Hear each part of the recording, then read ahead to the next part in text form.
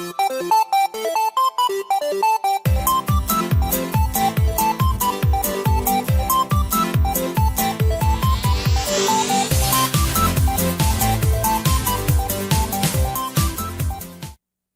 Guy, welcome to the AMIGArama CD32 History Special. Now, before we jump into the episode, I thought we'd just take a look at some pretty good news. Basically, someone, and the timing for this just couldn't be any better, someone is about to release a CD32 paper-printed magazines. Now, going through the blurb, it says, "Revive the good old days with a physical paper Amiga CD32 magazine and demo disc. Something not seen since 1996. Published bi-monthly, each issue comes with a demo disc containing the latest playable demos, public domain games, and the odd scene demo. Let's party like it's 1999. Well, perhaps not quite that recent. Okay, let's party like it's 1994. It's about to go on sale, available for pre-orders from the 2nd of July, so by the time you hear this, it should be available. It seems to be priced at around $4.99. You can pre-order at cd32-scene-magazine.onlineweb.shop. I will copy that into the show notes, of course. Now, just before we get on to this week's episode, I'd just like to send out a big thank you to Alessandro Violini for his CD32 pictures. Now, we have the full box packing that I've used for the main image on the actual episode, but he did provide me with some decent shots of the back to use, as well as the motherboard and the inside and stuff. I was quite happy to be able to use them. I'm not sure where I'll link them in with the episode, but it's just absolutely fantastic that someone in the community is just so happy to come forward and offer to help out and stuff. Because, you know, I haven't actually got a CD32. I've only got a 1200. So it does help us out with this episode. And I'd just like to take a moment to thank everybody that's donated at patreon.com/AMIGArama. I do post regular show notes up there, as well as links to other things each week. So if you want to help the show out and you feel like contributing a bit, then please pop along. It will be more than welcome. Well, with that out of the way, let's move on to the bulk of this week's episode, our CD32 special. Now, the first thing we'll have to do is we'll have to look at the console up close, especially its design. Now, looking at this first person, now, I wasn't actually sure if the colour is grey or black. It's like an odd mix of the two. I think it's a really, really dark black. It isn't dark black, but it's almost grey. So I'm not sure what quite happened with the shading there, but what can I say? I suppose it's plastic colouring of the time. Now, style-wise, it always reminds me of the Sega Mega Drive with the big circle on one side, which in this case represents the CD drive. Now, the CD drive itself, it's almost like a tombstone. You know, you flip it up, this massive lid to sit the CD on the middle. There's a little half moon there with a slot peeking through, so you can actually see the CD in action. You've got like a single button on top, one for the volume, a couple of like indicator lights, and a stereo jack as well. Now, like I said before, it's very, very similar in style to the Sega Mega Drive.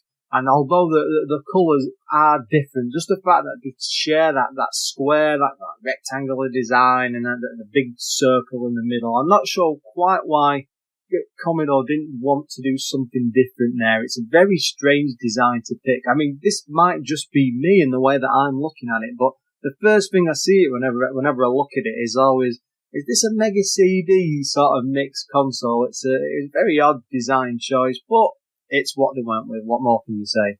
Now, the inside of the console, it's quite a beast. It really is very powerful. It's got a Motorola CPU, which is called a 68E CO20, which runs at 14.3 megahertz. Now, you compare that to the Mega Drive, which is similar spec. Well, at the time, I'd assume it was a similar spec system, but that's only got a Motorola 68000. So, they're the same sort of chipset there. Which also had a 16-bit CPU.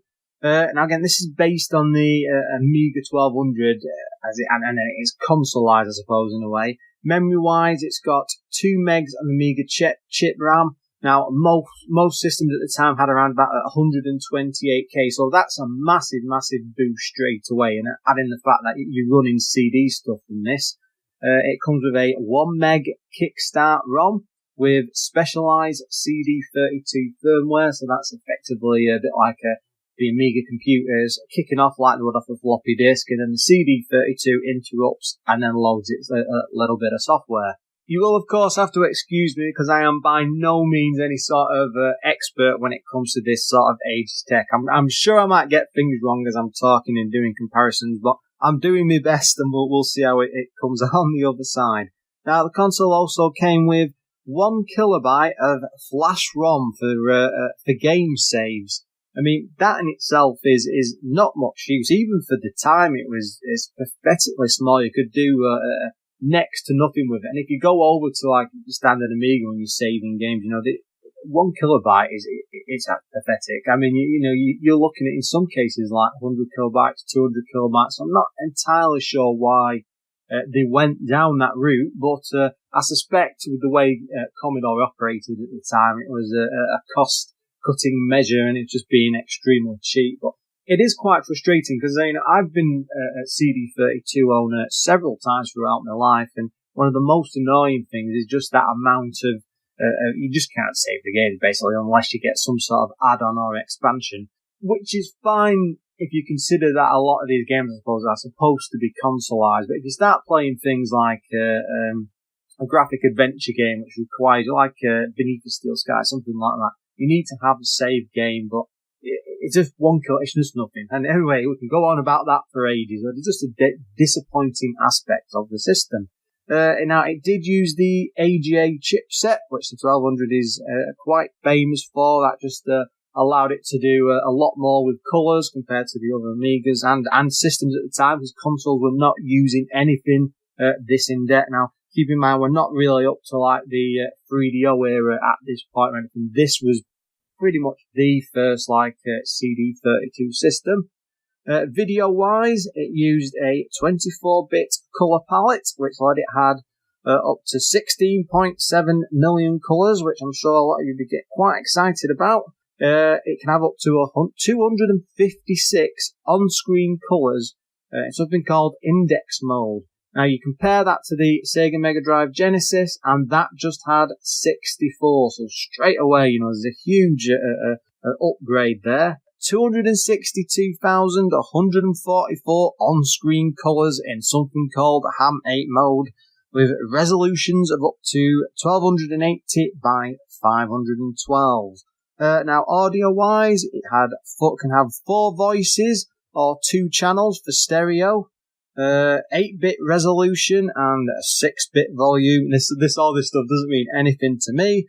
The CD-ROM drive was actually a double-speed one. Now, this did surprise me at the time, because around about when all these systems were coming up, I'm very used to the double speeds being quite poor, really. And I always think of like the Neo Geo CD in a particular example, because when that was loading, like effectively loading arcade games, it would take absolutely ages. But if you consider the fact that, especially at the time, that most Amiga games, because a lot of these were like 1200 ports, they were on umpteen or so floppy disks, and it really wasn't a lot of it to load. So the loading times were not overly long, like say you get on the Neo Geo CD. The console had loads of input-output connections, in particular the S-Video out on the back, which is not a very common thing for consoles. Will give you a super sharp picture.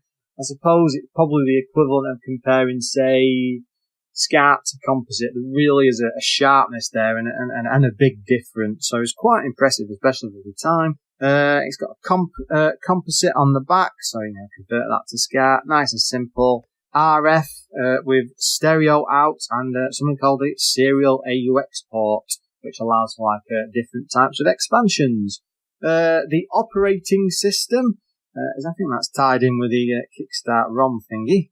That's Amiga OS 3.1 with the CD32 firmware running alongside it. Now that's just, it's nothing fancy. It's not like you've got Workbench or anything. When you turn the system on, you get a nice little jingle. Little fancy graphic appears, and Amiga CD32 comes on, and there's like a spinning CD with all colours everywhere. Very, very pretty, very, very simple. The CD32 has a mouse and controller adapter on the side.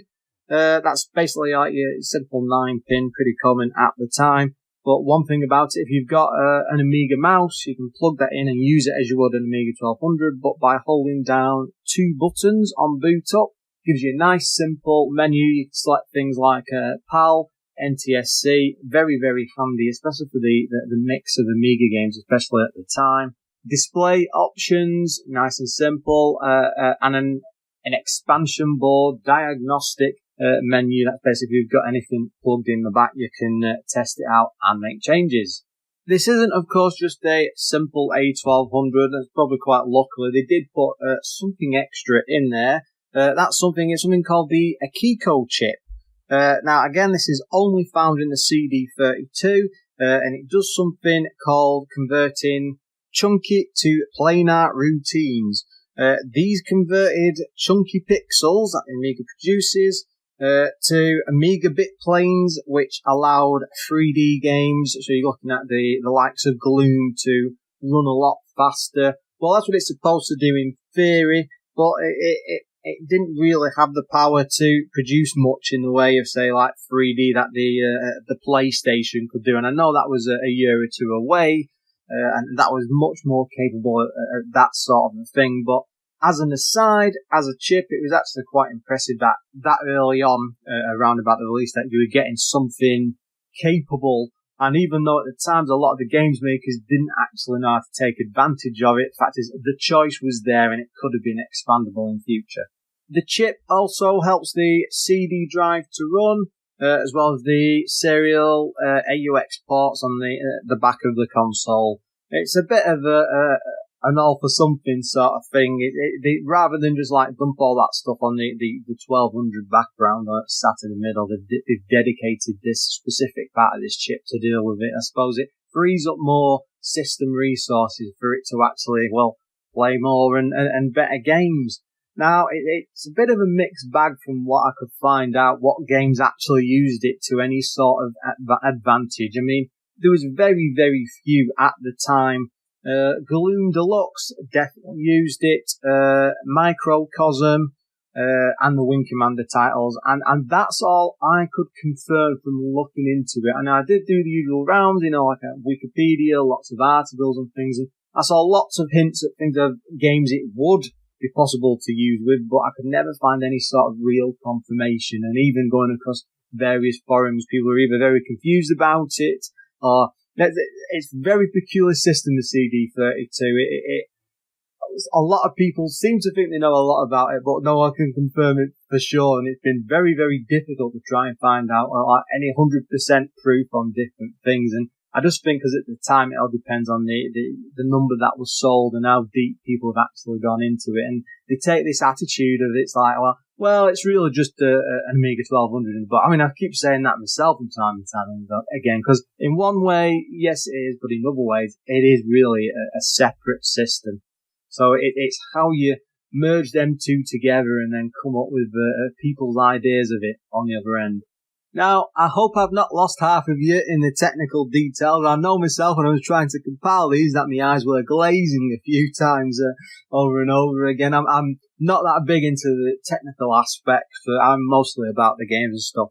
But again, we've tried to cover as much as possible. But now let's move on to something a bit more interesting, the controller. And, oh boy, what a controller. It's probably the first controller I've ever really seen to be shaped like an upside-down boomerang. I don't know quite how to pronounce it. In a way, I suppose it's got that similar sort of curve that the later PlayStation pads had, but especially for the time, it's a very, very bizarre design choice. I'm not 100% sure it actually works. Now, it's got a D-pad on it. Well, sort of a D-pad. I don't know how it's more like a single disc with little tacky taps on to catch your thumb. It's very, very weak. And every single time I've had one of these systems, you always have this fear that if you're too abusive to the buttons. If you press them too far, that it will actually break, and they are actually quite famous for being really weak, and it's not the best, really. I mean, especially at the time you just paid out like £300 or £400, say, for all this system and stuff, and you got this cheap, tacky controller, and it's prone to breaking. It's not the best. It comes with some shoulder buttons. It's got 4 fire buttons, which are green, yellow, blue, and a much bigger red one. I'm not sure what the part behind that. I suppose in a way it's similar to the thing they did with the GameCube one much later. We had, I think it was a big yellow circular C button, was it? Or it might be the A, but I can't remember. Anyway, I'm not that great on that pad. But the fact is, it does stand out. It is a little something different. Instead of like a start and select, it's got a pause play button. I suppose that takes the place of the start button on other consoles. But at the same time, it gives you the option of like if you play in, I suppose, CD movies, because maybe at the time they were all thinking, well, everyone's going to be playing these at home, and the next best things, these CD movies. It failed, but they failed pretty quickly. I will say, you can probably tell this from the tone of it, I am not a fan of this as a controller. It's not very good. I don't think it's very comfortable to hold.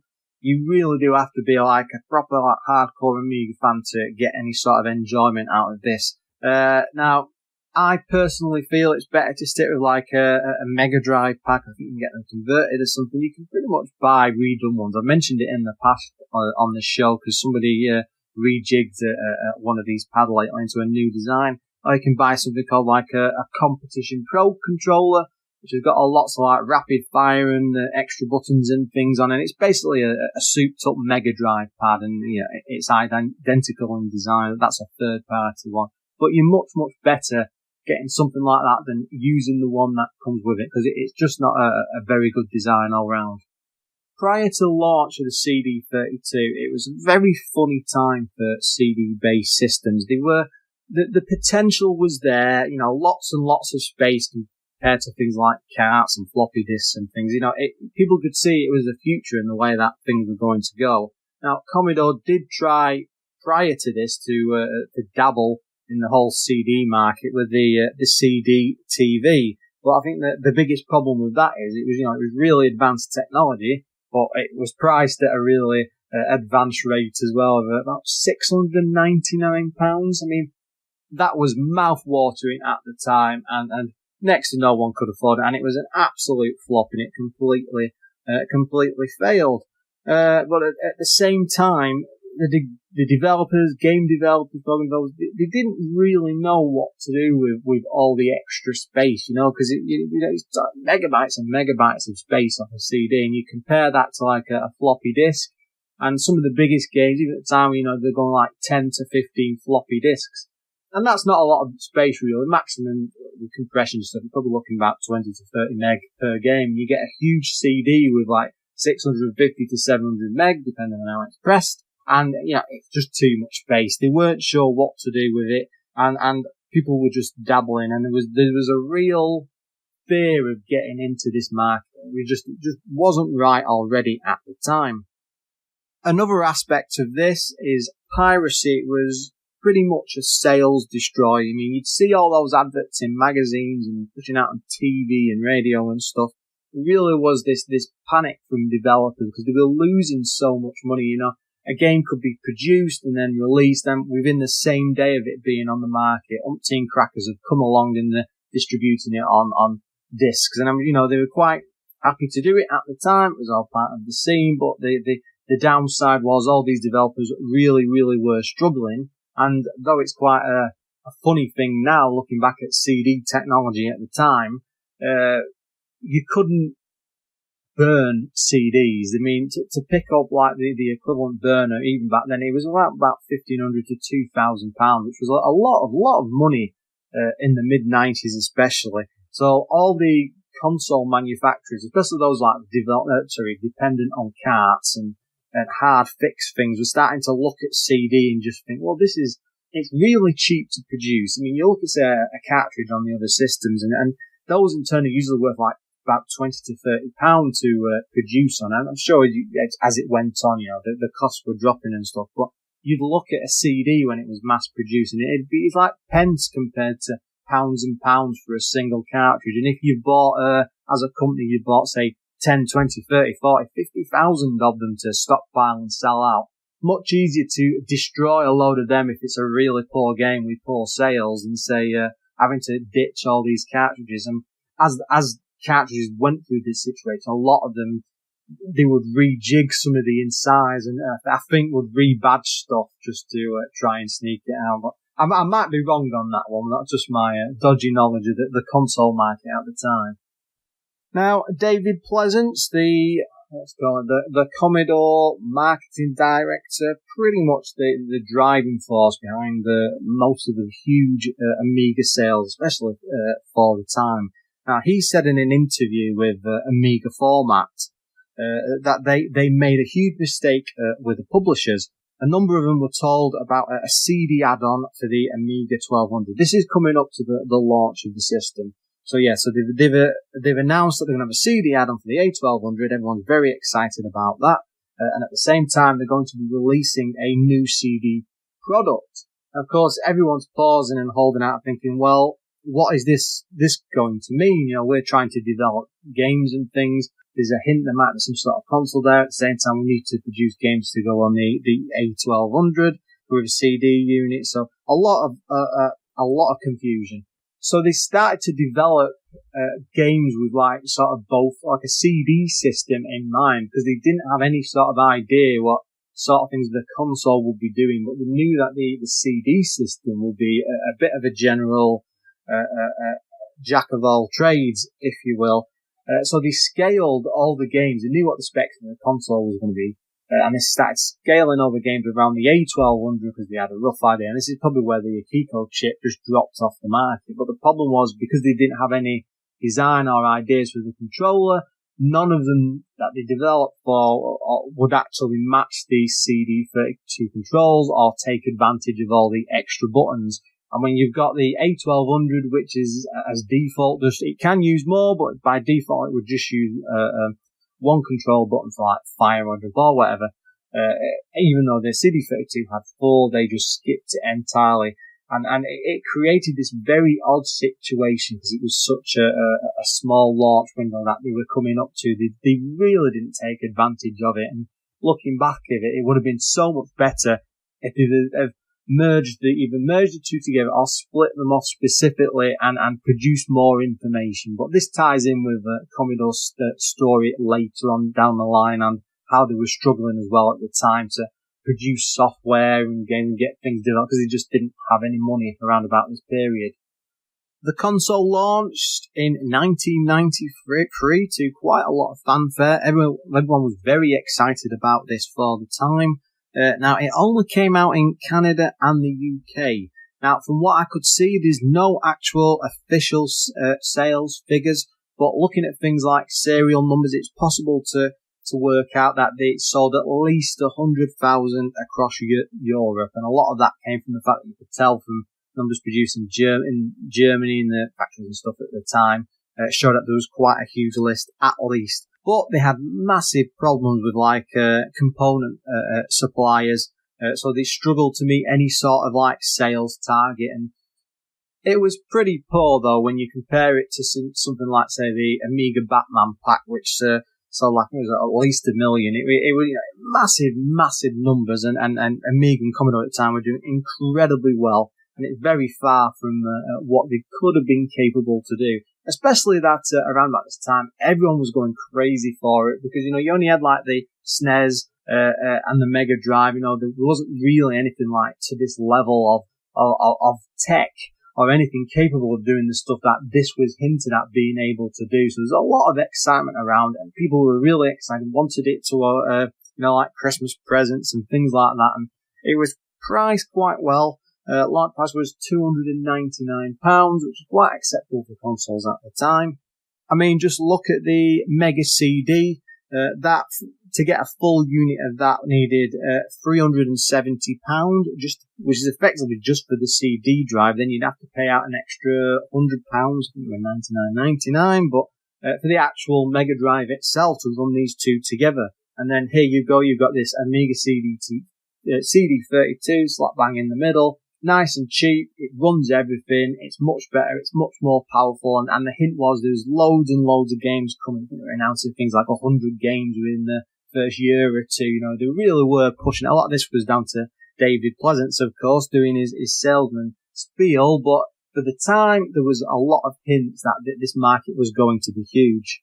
Commodore even dropped the price of the Amiga 1200 to £299, which was supposed to be a huge boost to help boost the sales, because you'd look at that in the shop and you'd just think, well, should I get a console version which can play all these awesome games? And yeah, some of them will be similar to a 1200, but it's something else entirely. Or I could go down the route of, oh, well, my mum and dad are quite annoyed. They don't really want me getting a game system. They think I'm going to be doing homework. So that typical argument of all teenagers at the time. So it was quite a smart move to announce the same price for both of them around this period. I'm sure it had a huge boost on sales, but sadly we just don't have any sort of like exact sales figures.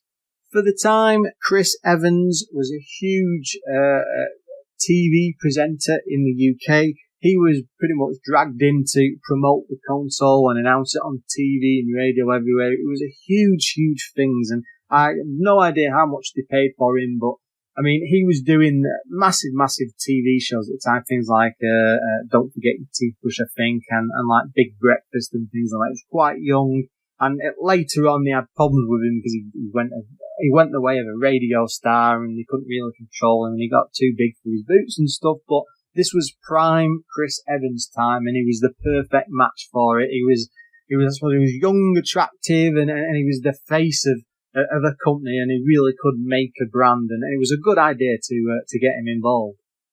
The marketing campaign as a whole was very active, and one of David Pleasance's proudest memories is getting a billboard. This is so funny because there's still pictures of it online. Basically took out an advertisement on a billboard right outside the Sega headquarters in the UK that said, "To be this good would take Sega ages," and plastered up a picture of the CD32. And I'm sure at the time that just drove Sega up the wall, but it was such a loud and a big challenge for it, and you really want them to come out fighting on top. Because I mean, at the time, even though Commodore were a huge company, they were all based around computers, consoles, stuff like that. It really wasn't their thing. So for them to step into this market and to have such a huge challenge and so on, it was quite impressive. Now, I said before, for the launch, Commodore had promised around about 100 games. Only 18 of them seem to actually meet that launch window. Now, as a launch window, I usually class that down to about a month, and that's going off more modern things. Many of the games, I'm afraid, were just Amiga 1200 ports. I suppose that's typical if you've got something like this, because a lot of the companies are trying to get used to the system. They try to announce things quickly, and they've been that mess up before with the CD add-on for the 1200 and stuff. But the problem with that is, this is a brand new system. People will be very excited. You go down the shop and you see like a CD version of game you can buy on your Amiga, and it's just not very impressive. There's not a big pile of launch games straight away, and a lot of these are just ports, and it's just like, well, these are actually dearer than what I can pay for on a floppy disk. And there's lots of promise that these are much better versions of games, but a lot of them, they just had some extra music that would be running off the CD, or like an FMV intro, but people just expected something better from a console. They didn't just want the same old thing that another system had. They wanted a reason to go out and buy it, so it was a huge problem. Now, the extra storage on the CDs, it did mean that they could do things like, especially with the size of Amiga games, they could do like huge collections, and they ported things like the Dizzy 6, which was a collection of Amiga Dizzy games, like the entire Lotus trilogy, which is a very good collection of things.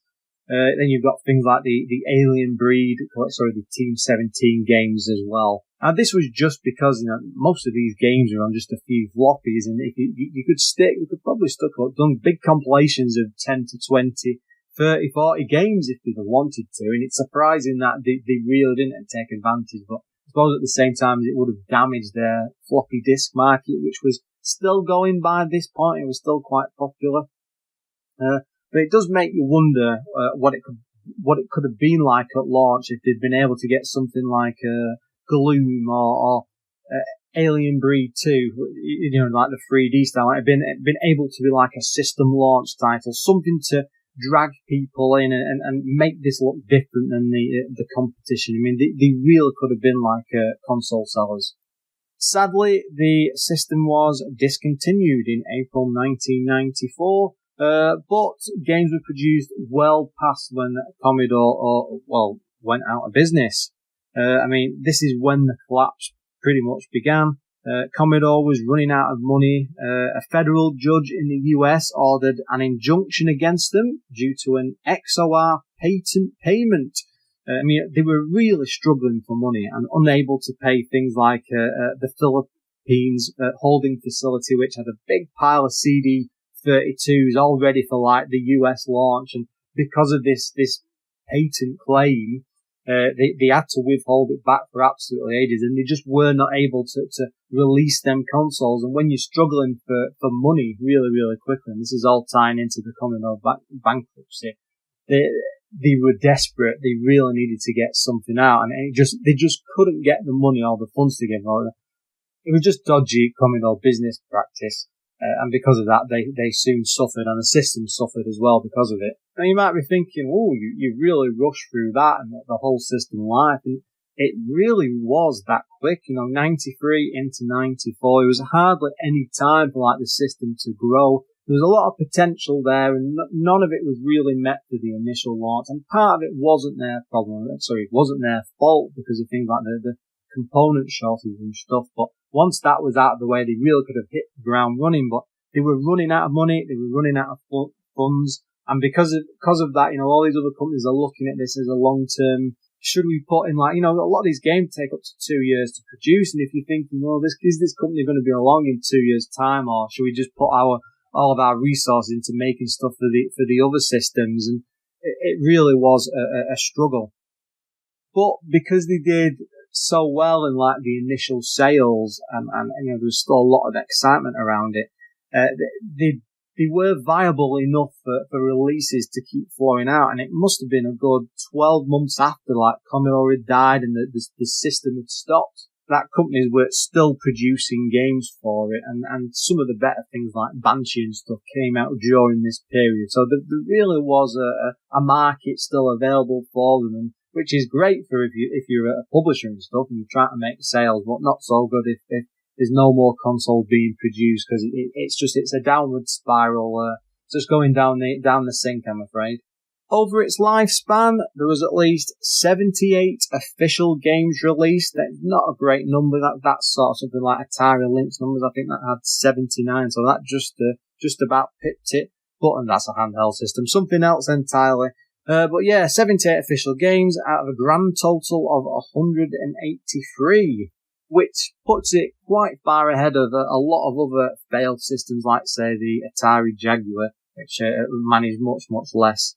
Now, one of the great things about this is the CD TV that I was talking about earlier. That was really based around like Amiga 500 technology, but because the CD32 was effectively an Amiga in a box, the games were compatible, so there was some ability to go back and forth between the library. Now, the problem with that is a lot of these did need a mouse. But the great thing is, because they had the slot on the side, you can quite easily plug one in, and it just expanded you into this huge library. Well, even the CD-TV wasn't a huge library, but by this point, the prices on its games were dropping quite a lot, and it was very easy to pick up and get a lot more use out of the console. Because now, for the launch titles, I had a huge problem trying to actually get any sort of confirmation, or nobody seems to know for sure what all the launch titles were, and I really did do some digging.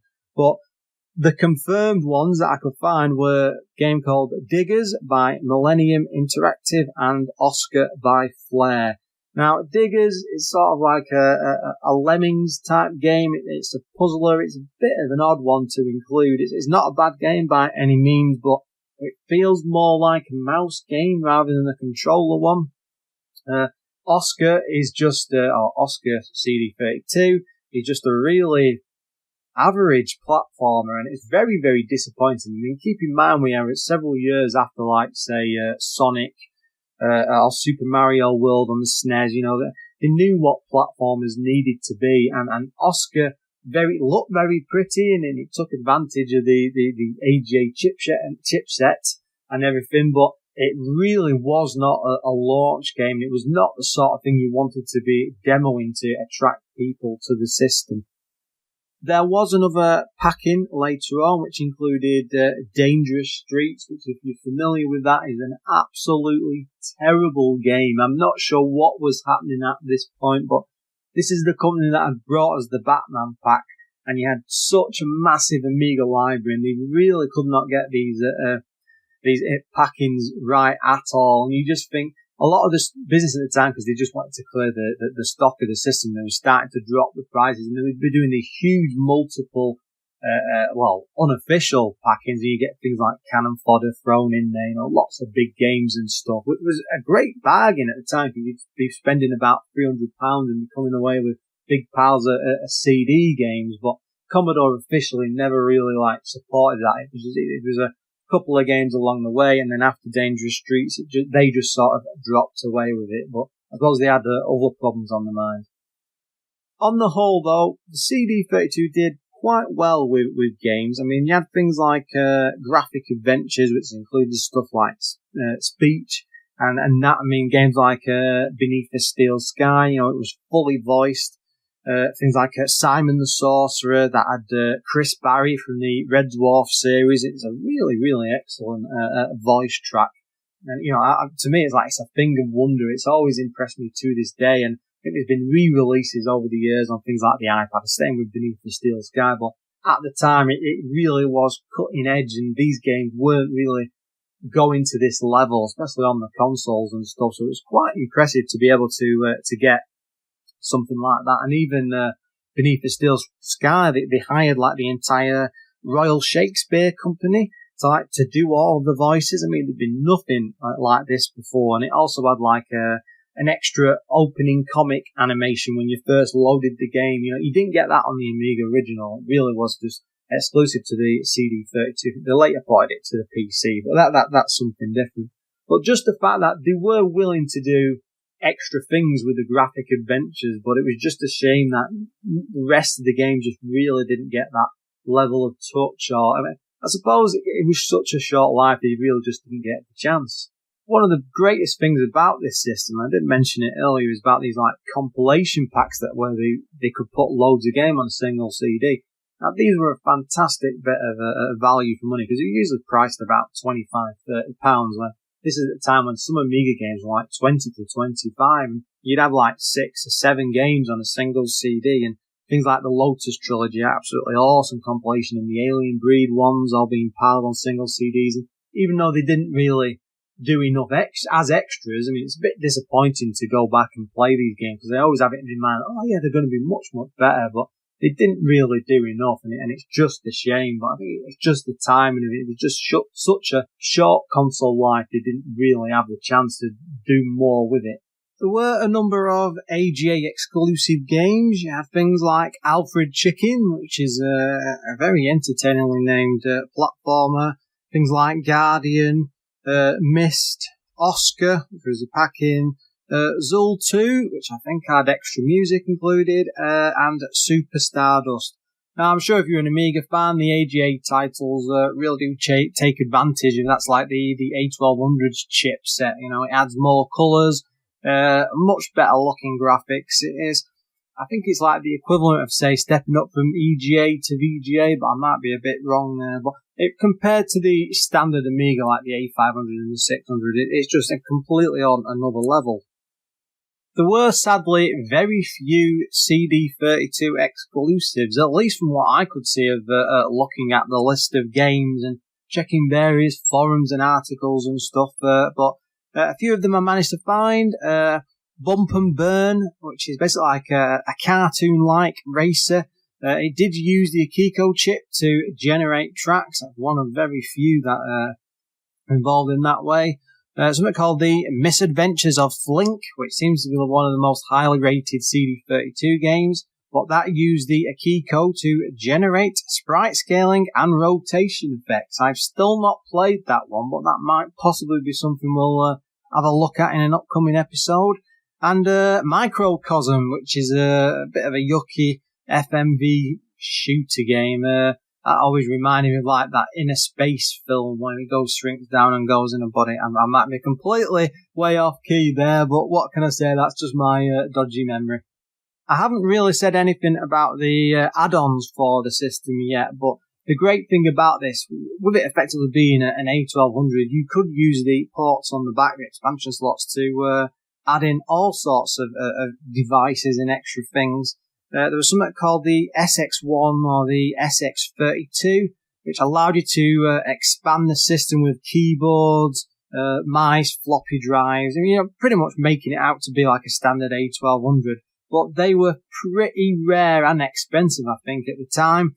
There has been a fan-made version, which pretty much allows things like hard drive install, so you can effectively run like a compact flash hard drive on a CD32 today. That wasn't really possible back then because it was more of a hardware add-on for expanding it in different ways. There was also an MPEG FMV module. And of course, at the time, the craze was video CDs, and this pretty much let you do that. I think all of the systems, bar the Mega CD, I think let you do that. And again, I might be wrong. But it would also let you play some Philips CDI discs. Now, this was a pretty big thing at the time. I think you couldn't really get much high-quality video out of CDs. It was very blocky and pixelated, and it looked awful, to be terrible, and it's no surprise that it didn't take off. I mean, as a collector myself for all retro stuff and games and things, I actually dabble in laser discs. I've got a rather large collection. I absolutely love getting hold of them because the laser disc is about the size of an old vinyl. It's in this huge case, and it's all like dedicated films and pictures, and these all fold out into these huge making of details, and they effectively write small novels inside and put in full pictures and behind the scenes stuff. There's some absolutely fantastic things when you get down to some of the stuff like Star Wars, but the CDI, the CD units for these, for the movies, they just didn't really compare, because Laserdisc is almost on the same level as DVD, and it's pretty old, like 80s, maybe even late 70s tech, so it had been around for a while, and they were expecting people to suddenly switch over to CD just because it's a smaller format, but for it to be like a terrible bit rate and stuff. Anyway, it's not worth bothering through. It's a bit of failed technology on the CD side.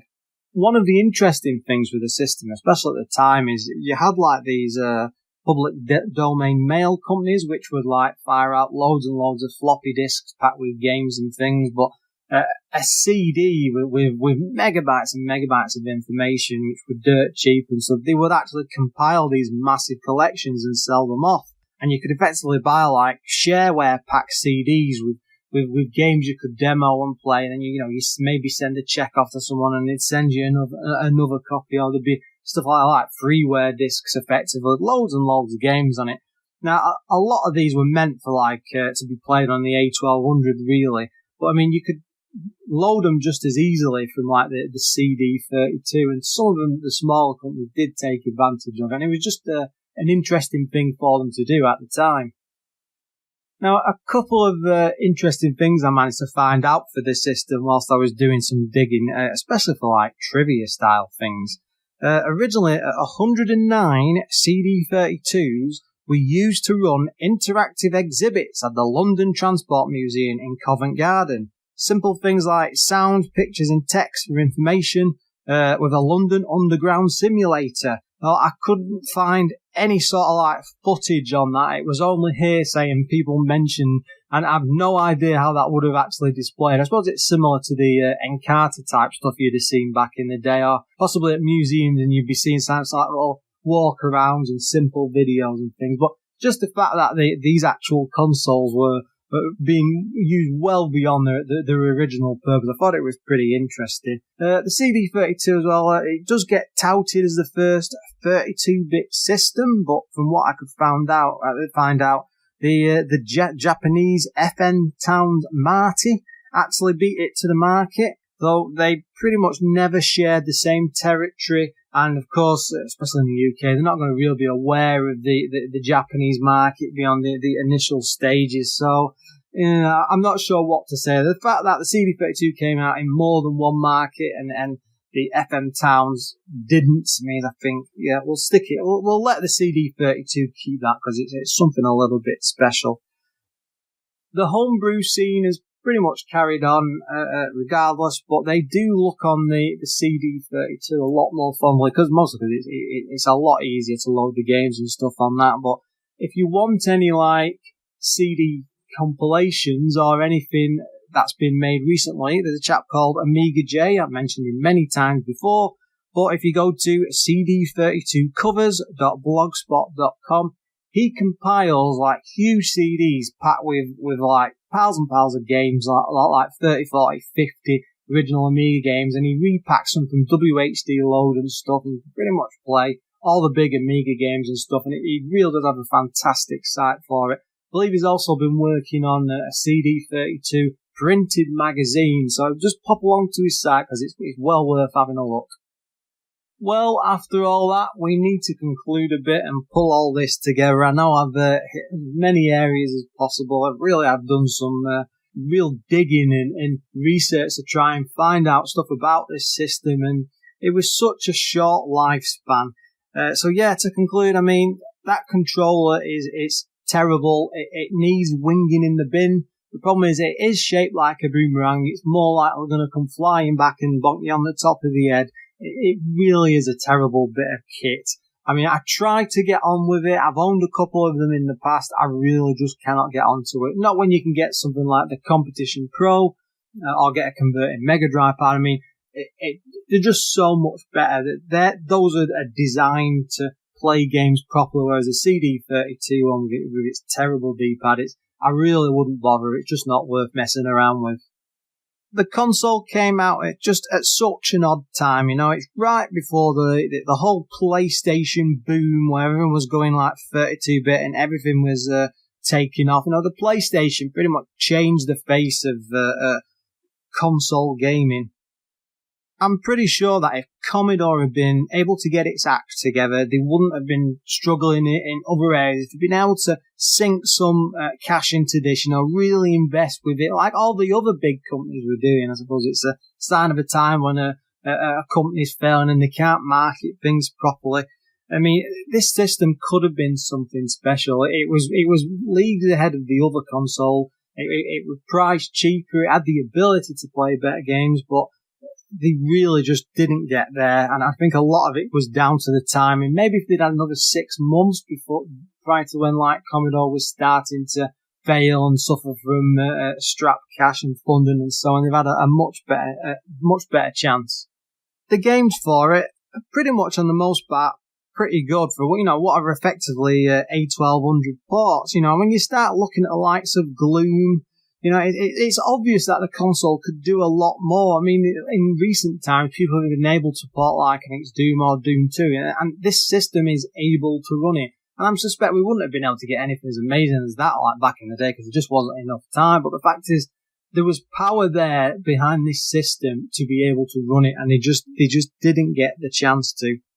The end was nigh pretty much from the off. You know, it had a dodgy launch. It never really came together, and the system just vanished into nothing. And developers tried to support it for a year or so after, and which is fair enough, I suppose, because it still did at least 100,000. So there was a lot of them sat out there, but you know, it was just too little, too late, and then the PlayStation thing all kicked off, and everything started to change.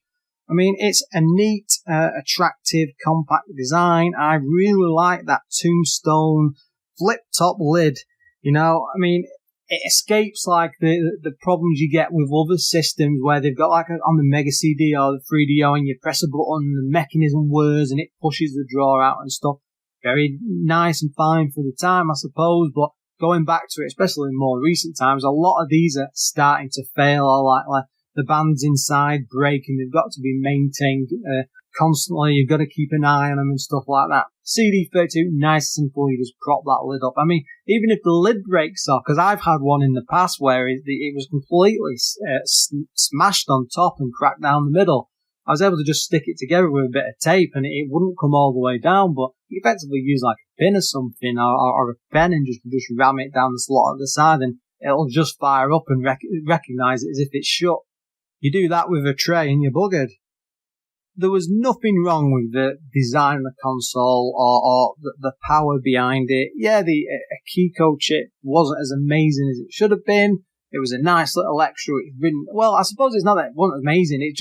It didn't get used to any real advantage. I mean, it served its purpose perfectly fine, but a bit more development time and people being able to get used to the system, we could have had much, much more.